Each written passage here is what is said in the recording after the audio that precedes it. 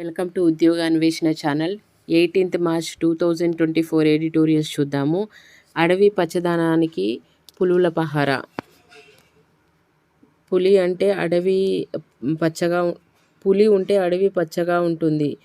అడవి బావుంటే పర్యావరణానికి ఎంతో మేలు కలుగుతుంది. ప్రపంచవ్యాప్తంగా ఎన్నో రకాల పులి జాతులున్నాయి. పలు కారణాల వల్ల వాటి మనుగడ ప్రమాదంలో పడుతుంది. పులి జాతుల సంరక్షణ కోసము ఇటీవల భారత్ చొరవతో అంతర్జాతీయ వ్యాఘ్ర కూటమి ఏర్పాటయింది. పులి, సింహము, చిరుత, మంచు చిరుత, చీతా, జాగ్వార్, ప్యూమా, అడవి సింహములను పెద్ద పులులుగా, బిగ్ క్యాట్గా పరిగణిస్తారు. అంటే బిగ్ క్యాట్స్ అనేది ఏంటి అని కూడా అడగొచ్చు.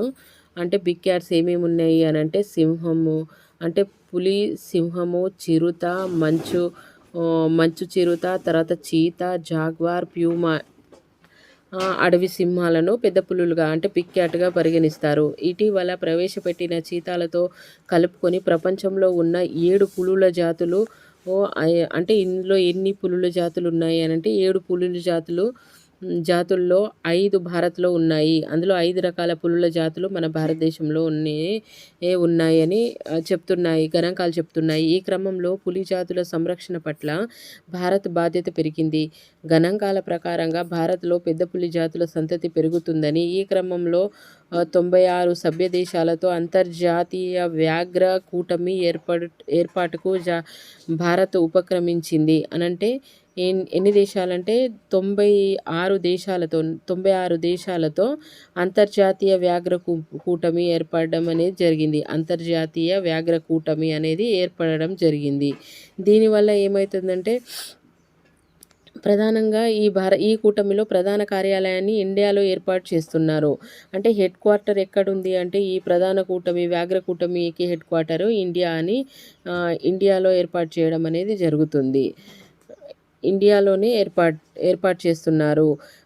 అందుకు గాను రాబోయే 5 ఏళ్లకు కేంద్రంనకు రూపాయలు 150 కోట్లు కేటాయించింది. ప్రపంచవ్యాప్తంగా విస్తరించి ఉన్న 7 పులి జాతుల సంరక్షణకు ఈ కూటమి పనిచేస్తుంది. ఎన్ని పులి రకాలు ఉన్నాయంటే 7 పులి జాతుల సంరక్షణకు ఈ కూటమి అనేది పనిచేస్తుంది. అంతర్జాతీయ ప్రకృతి పరిరక్షణ సమితి ఏంటిది IUCN international unit for conservation of nature అంటే ప్రకృతిని సంరక్షించే ఈ కూటమి నివేదిక ప్రకారంగా ప్రపంచవ్యాప్తంగా 7 పులుల జాతులు మనుగడ ప్రమాదాన్ని ఎదుర్కొంటున్నాయి. IUCNతో పాటు మంచు చిరుత పరిరక్షణ సంస్థ, అమూర్ టైగర్ సెంటరు తదితర 9 సంస్థలు వ్యాఘ్ర కూటమిలో చేరనున్నాయి. దేశంలో పులుల సంరక్షణ కోసము చేపట్టిన ప్రాజెక్టు టైగర్ను 50 ఏళ్లు పూర్తయిన సందర్భంగా ప్రధాని మోడీ ఈ కూటమిని ఏర్పాటుకు గత ఏప్రిల్లో ప్రకటించారు. పులి జాతులు అడవులను రక్షిస్తాయి. ఇతర జీవజాతుల మనుగడకు అవి ఆధారంగా ఉండి ఆయా ఆవరణ వ్యవస్థలను సమతుల్యతను కాపాడుతాయి. పెద్ద పులులు ప్రపంచంలో కేవలము 13 దేశాల్లోనే విస్తరించి ఉన్నాయి. అంటే పెద్ద పులులు ప్రపంచం మొత్తం చూస్తే 13 దేశాల్లోనే ఇవి విస్తరించి ఉన్నాయి. సింహాలు, చిరుతలు, చీతలు కొన్ని ఆసియా, ఆఫ్రికా దేశాల్లో మాత్రమే కనిపిస్తున్నాయి. మంచు చిరుత జాతి మధ్య దక్షిణాఫ్రికాలోని 12 దేశాల్లోని హిమ ప్రదేశాల్లో సంచరిస్తుంది. జాగ్వారు, ప్యూమా కొన్ని ఉత్తర, దక్షిణ అమెరికా దేశాల్లో మాత్రమే కనిపిస్తాయి. జాగ్వార్, ప్యూమా ఎక్కడున్నాయి అనేది అడగొచ్చు. ఎందుకంటే ఇవి ఎక్కువగా జాగ్వారు, ప్యూమా ఎక్కువగా ఉత్తర, దక్షిణ అమెరికా దేశాల్లోనే ఎక్కువగా ఉన్నాయని చెప్తున్నారు. దశాబ్ద క్రితం వరకు ప్రపంచవ్యాప్తంగా 2 లక్షల సింహాలు ఉండేవి దశాబ్దం క్రితము అంటే ఒక 10 సంవత్సరాల క్రితము. ప్రస్తుతం వాటి సంఖ్య 20,000నని ఒక అంచనా. ఆసియా సింహాలు భారత్లో 600 మాత్రమే మిగిలాయి. ఆసియా సింహాలు అయితే 600 మాత్రమే మన భారతదేశంలో, ఇండియాలో ఉన్నాయి. ప్రపంచవ్యాప్తంగా ఉన్న మంచు చిరుతలు జనాభా 6,000ని అంచనా వేస్తున్నారు. మంచు చిరుతల ఆవాసాలు అత్యధికంగా చైనాలోనే నెలకొని ఉన్నాయి. వాటి వేట అత్యధికంగా చైనాలోనే సాగుతుంది. హిమనీనదాలు కరిగిపోవడము, ఆవాస నష్టము, వేట, మంచు చిరుతలు తరిగిపోవడానికి ప్రధాన కారణాలు ఏంటంటే మంచు కరిగిపోవడం ఒకటి, ఆవాసాలు నష్టము అంటే మంచు కరిగిపోవడం వల్ల ఈ ఆవాసాల నష్టం అనేది జరుగుతుంది. ప్రధాన కారణము 100 ఏళ్ల క్రితము ప్రపంచవ్యాప్తంగా పులుల సంఖ్య 1,00,000 ఉండేది. ప్రస్తుతం 5,000 మాత్రమే. ప్రపంచంలోనే మొత్తం పులుల్లో దాదాపుగా 70% మన దేశంలోనే ఉన్నాయి. ఆవాస నష్టం వేట పులికి ఆహారమైన దుప్పులు, జింకలు వంటివి తరిగిపోవడం వల్ల వ్యాఘ్రాల జనాభా తగ్గిపోతుంది. ఇండియాలో 13,874 చిరుతలున్నాయని ఇటీవల కేంద్రం నివేదిక తెలియజేసింది. దేశంలో పులులతో పోలిస్తే చిరుతల వృద్ధి రేటు తక్కువ అని నిపుణులు విశ్లేషిస్తున్నారు. ఆసియా చీతాలు కేవలము ఇరాన్కు మాత్రమే పరిమితమయ్యాయి. వాటి జనాభా 70 లోపే ఉంది. దక్షిణ చీతాల జనాభా 6,500 అని అంచనా. భారత్లో 1952లో అంతరించిపోయిన ఆసియా చీతా స్థానంలో ఆగ్నేయ ఆఫ్రికా చీతాలను తిరిగి ప్రవేశపెట్టారు. ఆవాసాలు దెబ్బతినడము, వేట తదితరాల వల్ల ప్యూమా జనాభా సైతము తగ్గిపోతుంది. విశ్వవ్యాప్తంగా ప్యూమాల జనాభా 50,000 అని అంచనా. ప్రపంచంలో 13 దేశాల్లో జాగ్వార్ వ్యాపించి ఉన్నాయి. మొత్తము 1.7 లక్షల జాగ్వార్ జనాభాలో ఒక్క బ్రెజిల్లోనే ముఖ్యంగా అమెజాన్ అడవుల్లో సగం జీవిస్తున్నాయి. ఒకప్పుడు జాగ్వార్ ఆవాసము నేడు సగానికి క్షీణించింది. అంచనా పులి జాతుల సంతతి పెరగాలంటే వాటి ఆవాస క్షీణత, వేటలకు అరికట్టాలి. ఆయా దేశాల్లోని స్థానికత పులి జాతులు ఎదుర్కొంటున్న సమస్యలను పరిష్కరించాలి. అందుకు అంతర్జాతీయ సహకారము అవసరము. దానికోసమని వ్యాఘ్రకూటమి పాటుపడుతుందని భావిస్తున్నారు. ఇది అడవి పులుల గురించి ఇవ్వడం అనేది జరిగింది. చూద్దాము నెక్స్ట్ ఆర్టికల్. సత్వ వ్యయము, సత్వర న్యాయము. తక్కువ ఖర్చు, త్వరగా న్యాయం జరుగుతుంది అని చెప్తున్నారు. ఏదైనా సమస్య వచ్చి న్యాయస్థానాలకు వెళ్తేనే వివాదము తేలేసరికి ఏళ్ళు పడుతుంది.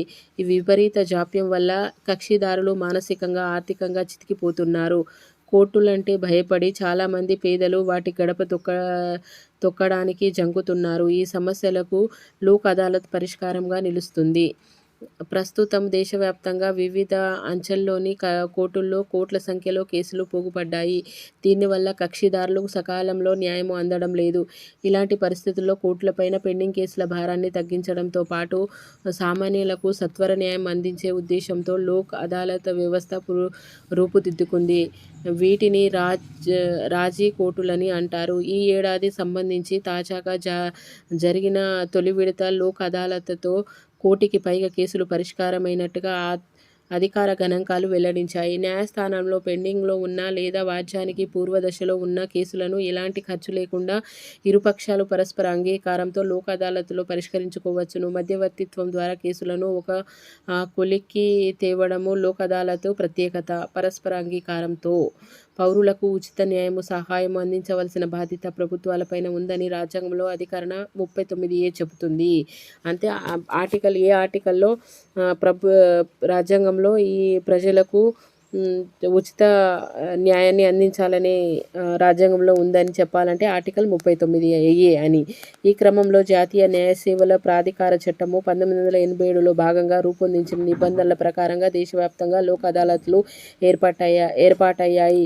వీటి నిర్ణయాలను సివిల్ కోర్టులు తీర్పులతో సమానంగా పరిగణిస్తారు. లోక్ అదాలత్లో తీర్పులపై ఎలాంటి అప్పీలు అవకాశం ఉండదు.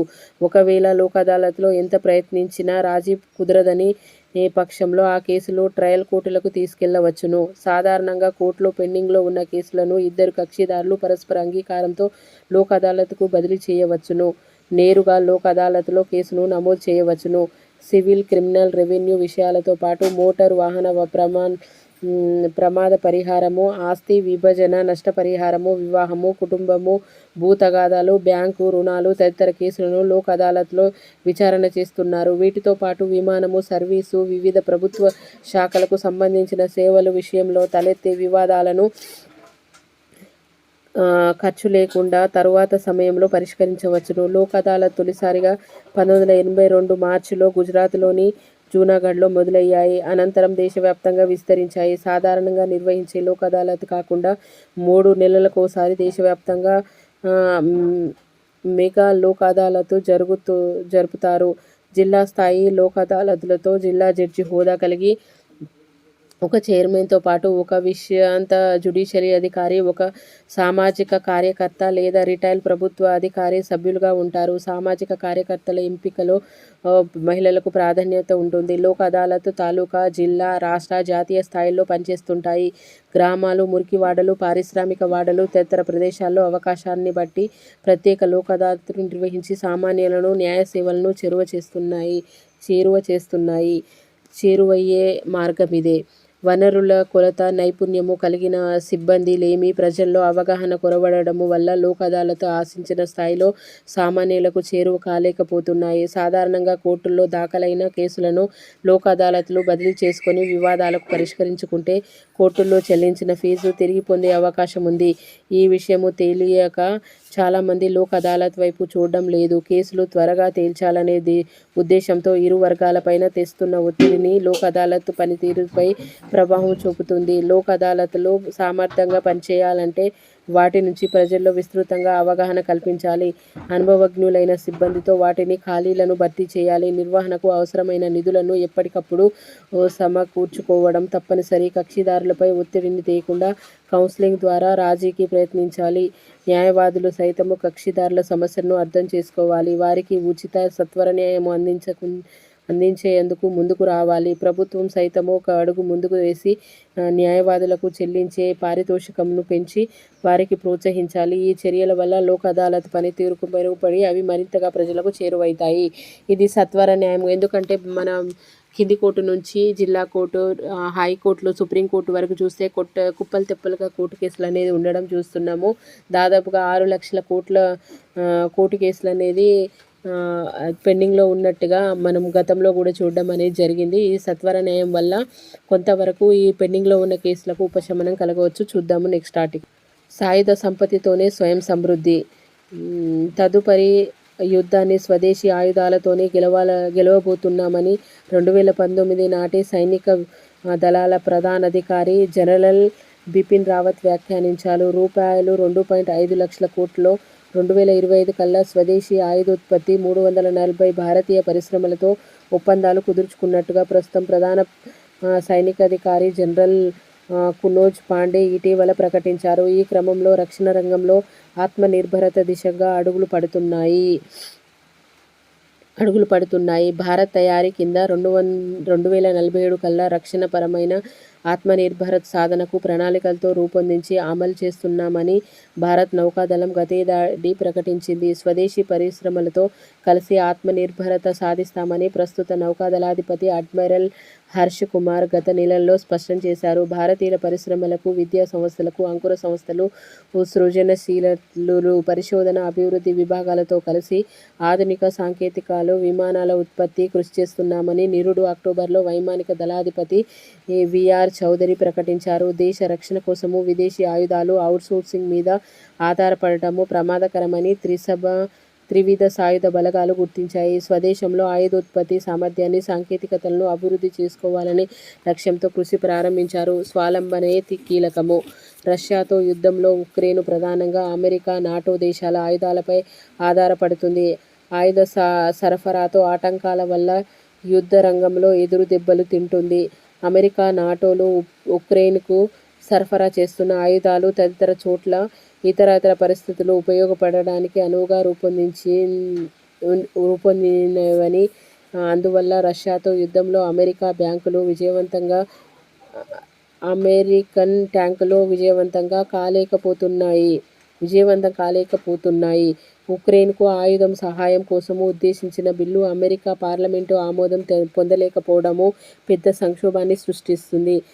ఐరోపా దేశాలు కూడా ఉక్రెయిన్కు ఆయుధాలు మందుగుండు అందించలేకపోవడము రష్యాకు అనుకూలిస్తుంది. రష్యా స్వదేశంలోనే పెద్ద మొత్తంలో ఆయుధోత్పత్తి సాగించడమే కాదు, ఇరాన్, ఉత్తర కొరియా, చైనాల నుంచి అదనపు ఆయుధాలను సేకరించగలుగుతుంది. దీన్ని బట్టి రక్షణ రంగంలో స్వావలంబన ఎంత కీలకమో అర్థం చేసుకోవచ్చు. భారతదేశంలో 2014లో ప్రారంభమైన రక్షణపరమైన ఆత్మనిర్భరత క్రమంగా ఊపందుకుంది. ప్రైవేటు పరిశ్రమలు పెద్ద ఎత్తున ఆయుధోత్పత్తి చేపట్టాయి. 2017 స్వదేశంలో ఆయుధోత్పత్తి విలువ రూ. 740 కోట్లు.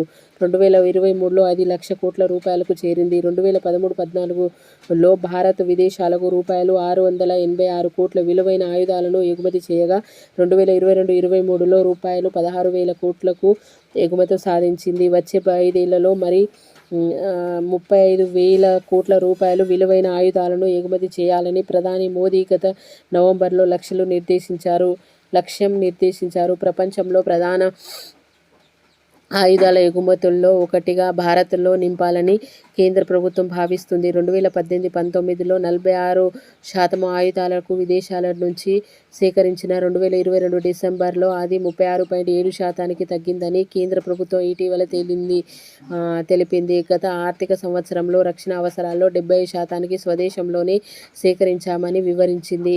గడిచిన 3 ఆర్థిక సంవత్సరాల్లో రక్షణ సామగ్రి సేకరణకు 122 దేశాలు ఒప్పందాలు కుదుర్చుకోగా వాటిలో 100 కాంట్రాక్టులు స్వదేశీ పరిశ్రమలతోనే కుదిరాయి.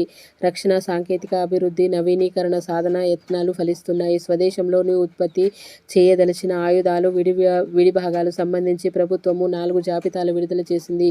వీటిలో 30,000కు పైగా వస్తువులు ఉన్నాయి. గణనీయ పురోగతి. విదేశీ ఆయుధ ఉత్పత్తిదారులు భారత్లో కర్మాగారాలు నెలకొల్పవలసిందిగా ప్రభుత్వం కోరుకుంది. రక్షణ రంగంలో విదేశీ ప్రత్యక్ష పెట్టుబడులు (FDI) వాటాను 49 నుండి 74%కి పెంచింది. ఇలాంటి ప్రతిపాదనలు శీఘ్రంగా అనుమతి ఇస్తుంది. ఇంతవరకు రక్షణ రంగంలోని ₹5,077 కోట్ల FDIలు వచ్చాయి. స్వీడన్కు చెందిన సాబ్ SAAB సంస్థ భారత్లో ట్యాంకు విధ్వంసక రాకెట్ల తయారీ కర్మాగారాన్ని నెలకొల్పుతుంది. భారత్, రష్యాకు కలిసి రూపొందించిన బ్రహ్మోస్ క్షిపణులు విదేశాలకు ఎగుమతి చేయనున్నారు. ఇంకా ఆకాశ క్షిపణులు, రేడార్లు, సాయుధ కవచ కటకాలు, శతఘ్నులు కూడా విదేశాలకు ఎగుమతి చేస్తున్నారు. అమెరికాకు చెందిన అపాచీ హెలికాప్టర్ చట్రాలను, F-16 ఫైటర్ విమానాల రెక్కలను, C-295 రవాణా విమానాలను భారత్లో తయారు చేస్తున్నారు. అమెరికన్ సంస్థ లాక్హీడ్ మార్టిన్ భారత్లో C-130J రవాణా విమానాలను కూర్పు మార్కెట్ కేంద్రానికి ఏర్పాటు చేసింది. అమెరికా వెలుపల ఇలాంటి కర్మాగారాన్ని నెలకొల్పడం ఇదే ప్రథమం. ఈ రవాణా విమానాన్ని 7 దేశాలు ఉపయోగిస్తున్నాయి. హైదరాబాద్లోని అదానీ ఎల్బిట్ అడ్వాన్స్డ్ సిస్టమ్స్ సంస్థ ఇజ్రాయెల్కు 20 హెర్మెస్ UAVలను ఎగుమతి చేస్తుంది. భారత రక్షణోత్పత్తిదారుల సంఘం ఎగుమతుల ప్రోత్సాహక మండలి ఏర్పాటు చేయనున్నది. ఏకకాలంలో చైనా, పాకిస్తాన్ నుంచి ముప్పు ఎదుర్కొంటున్న భారత్ రక్షణ రంగంలో స్వావలంబన అమిత ప్రాధాన్యత ఇస్తుంది. రక్షణ పరిశోధన అభివృద్ధి సంస్థ DRDO చేపట్టే ప్రాజెక్టులను నేరుగా ప్రధానమంత్రి కార్యాలయమే పర్యవేక్షిస్తుంది. రంగమే స్వావలంబన అమితగా ప్రాధాన్య రక్షణ పర్యవేక్షిస్తున్నది. ప్రభుత్వం, ప్రైవేటు సంస్థలు రక్షణపరమైన పరిశోధన, అభివృద్ధి మరిన్ని నిధులను వెచ్చించవలసి ఉంది.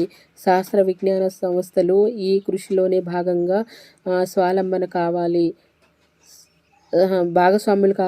ఈ కృషిలోనే భాగస్వామ్యం కావాలి. గడిచిన 10ఏళ్లలో ఆయుధోత్పత్తిలో భారత్ గణనీయ పురోగతి సాధించినా మునుముందు మరెంతో చేయాలి. అంటే మన స్వావలంబన అనేది అతి ముఖ్యం. అంటే ఆయుధ సంపత్తిలో స్వయం సమృద్ధి అనేది ఉండాలి. స్వావలంబన దిశగా భారతదేశం కూడా వడివడిగా అడుగులు వేసింది. అతి తక్కువ ఆయుధ సంపత్తితో ఉన్న స్వావలంబనంగా అంటే దేశంలో ఉన్న మన భారతదేశంలో ఆయుధాలు తయారు చేయడంలో అత్యధికంగా అంటే ముందుకు రావడం అనేది జరిగింది. చూద్దాము. దిగుమతులపైన ఆధారపడుతుంది. ఆయుధాల దిగుమతిలో భారతదేశం కూడా ముందు టాప్ కంట్రీలోనే ఉంది. విదేశీ ఆయుధ ఉత్పత్తిదారులు ఎప్పుడంటే అప్పుడు ఆంక్షలు విధించగలరు. విడి భాగాల సరఫరా నిలిపివేయగలరు. ఇది దిగుమతులపైన ఆధారపడిన దేశాన్ని దెబ్బతీస్తుంది.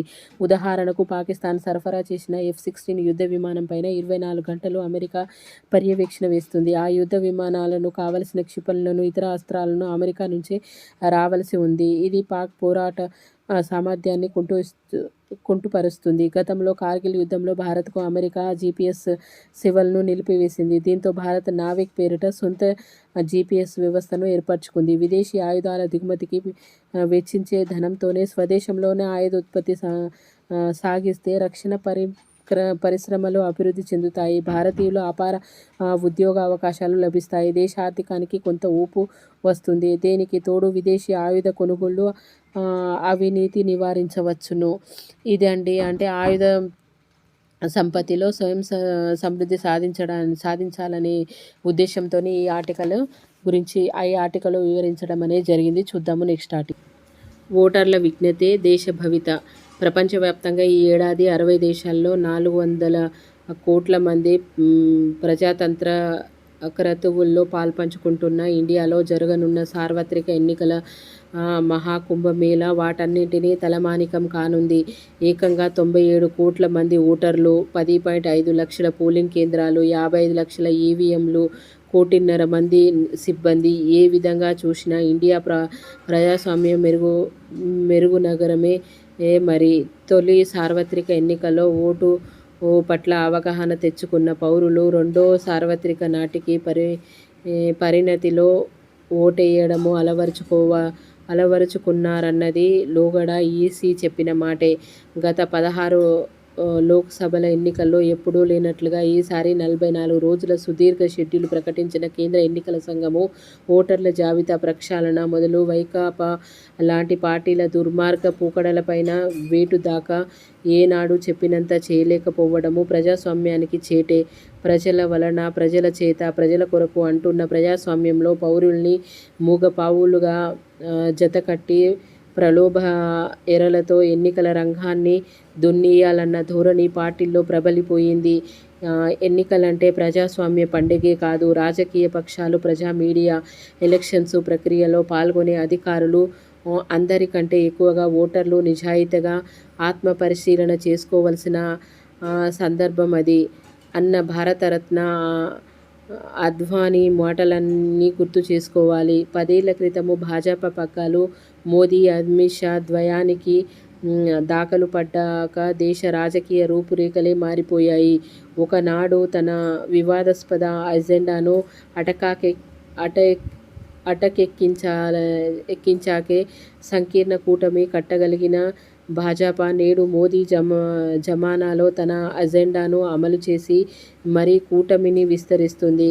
మేటి ఆర్థిక వ్యవస్థలో ఒకటిగా ఇండియాను నిలపడము, అయోధ్య రామాలయము, సామాజిక సంక్షేమ, పౌరసత్వ సవరణ చట్టము, సుస్థిరతలకు మోదీ మోనియా జతపడి భాజపా విజయ తీరాలను చేరుతుందన్నది ఈ కమలనాథుల విశ్వాసము. మరోవంక జాతీయ సమ్మిళిత అభివృద్ధి కూటమి ఇండియా అతుకుల బొంతలుగా చిరిగిన విస్తరిలా మోదీ ప్రభావమునకు నిలువరించకపోవడమే అజెండాగా పనిచేస్తుంది. ఈ పోరులో ప్రజల గోడు వినేదెవరు? బాధ్యతాయుత అధికార పక్షము, సర్కారు పెడధోరణులను కట్టడి చేసి దాన్ని ప్రజలకు జవాబుదారీ చేయగల ప్రతిపక్షము. ఈ రెండు ఆరోగ్యకర ప్రజాస్వామ్యానికి ఆయుపట్టు. సున్నితమైన ఈ సమతూకము దెబ్బతింటే పార్లమెంటరీ ప్రజాస్వామ్యము ప్రమాణాలు ఎంతగా సతమతమవుతాయో 17వ లోక్సభ పనితీరును వెల్లడిస్తుంది. గత లోక్సభ 221 బిల్లులు ఆమోదిస్తే అందులో 30% 3 గంటల్లోపే చర్చతోనే ముగిసిపోయాయి. దేశ ప్రజలందరికీ ప్రభావితం చేసే నేర న్యాయ వ్యవస్థ బిల్లుపైన జరిగిన చర్చ నామమాత్రమే. పరస్పర దూషణ, తిరస్కారానికి నయా ఎన్నికల ప్రచార సరళిగా మారిన వేళ తమ ప్రాథమ్యాల ప్రాతిపదికన ఏ పార్టీ ఓటు వేయాలో ప్రజలే నిర్ణయించుకోవాలి. దేశంలో పేదరికము, అసమానతలు, నిరుద్యోగత ఆందోళనకరమైన స్థాయిలో ఉన్నాయని 2022 అక్టోబర్లో ఆర్ఎస్ఎస్ హెచ్చరించింది. 25 ఏళ్ల లోపు పట్టభద్రుల్లో 42% నిరుద్యోగత లేనని అజీం ప్రేమ్జీ విశ్వవిద్యాలయం నేరుడు నివేదించింది. ఆర్థిక అసమానతలతో ఇండియా అమెరికానే మించిపోయిందన్న విశ్లేషణలు ఉన్నాయి. నిత్యావసరాల ధరల దెబ్బకు సగటు జీవి ఇంటి బడ్జెట్ తలకిందులవుతుందన్నారు. ఈ పరిస్థితుల్లో రైతులు, మహిళలు, యువత, నిరుపేదలు లక్ష్యంగా మోదీ కీ గ్యారంటీ అని భాజపా నినదిస్తుంటే, సమాజంలో భిన్న వర్గాల న్యాయము చేస్తామంటున్న కాంగ్రెస్ తన వంతు భరోసాలో ముందుకొస్తుంది. పార్టీల గతము, వర్తమానము బేరీజు వేసి ఓటర్లు విజ్ఞతాయుతంగా స్పందించవలసిన తరుణమిది. ఆంధ్రప్రదేశ్లోనైతే జనమా, ఫ్రాక్షనిజమా అన్నదే ఓటర్లు తేల్చుకోవాలి. భావ ప్రకటన స్వేచ్ఛ, ప్రాథమిక హక్కుల గురించి ఆలోచించి సరైన నిర్ణయం తీసుకోవాలి. 5 ఏళ్ల వైకాపా ఏలుబడిలో పాలన అంటే పీడనమే అన్న దురార్థము స్థిరపడింది. అలాంటి విధ్వంసక శక్తులను పుట్టగతులు లేకుండా పౌరుల ఓటింగు యాత్రలో నిశ్శబ్ద విప్లవము సృష్టించాలి. చీకట్లను చెండాడే ప్రగతి వేకులకు తూర్పు దిక్కుగా ఏపీ నిలవాలి. ప్రజానీకము గెలవాలి. ఇదండి ఎలక్షన్ల గురించి ఓటర్ల విజ్ఞతయే దేశ భవిత అనంటే, ఓటర్లు సరైన నిర్ణయం తీసుకొని పౌరుల కోసమే ఏర్పడిన ఈ ప్రజాస్వామ్యంలో వాళ్ళ ఓటు హక్కును వినియోగించుకోవాలని ఈ ఆర్టికల్లో ఇవ్వడం అనేది జరిగింది. సరైన ప్రతిపక్షం ఉన్నప్పుడే ప్రజాస్వామ్యము విరజిల్లుతున్నట్టుగా ఉంటుందని ఎన్నో ఆర్టికల్స్లో వివరించడం అనేది జరిగిందండి. ఇవ్వండి ఈరోజు ఆర్టికల్స్. మీకు నచ్చితే ఈ ఛానల్ని లైక్ చేయండి, షేర్ చేయండి, సబ్స్క్రైబ్ చేయండి.